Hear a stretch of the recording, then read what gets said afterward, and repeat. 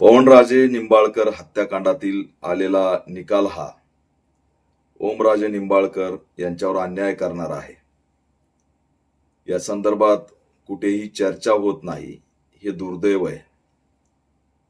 आरोपी असलेले पदमसिंह पाटील हे सध्याच्या उपमुख्यमंत्री सुनेत्राताई पवार यांचे सख्खे भाऊ आहेत.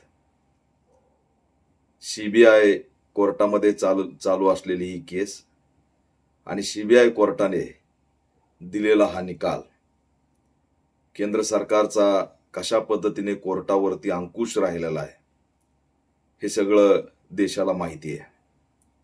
आणि सीबीआय ही कशाच्या अंडरमध्ये हेही देशाला माहिती आहे.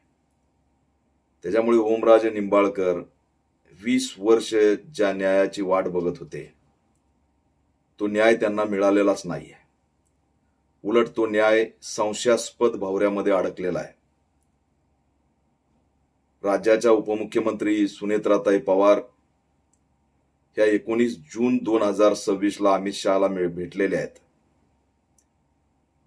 अमित शहा यांना भेटल्यानंतर 20 जूनला पवनराजे निंबाळकर यांचा निकाल येतो आणि राज्याने कधी हा विचार केला नव्हता असा निकाल सीबीआय कोर्ट देतं की पदमसिंह पाटील सहित आरोपी निर्दोष सुटलेत.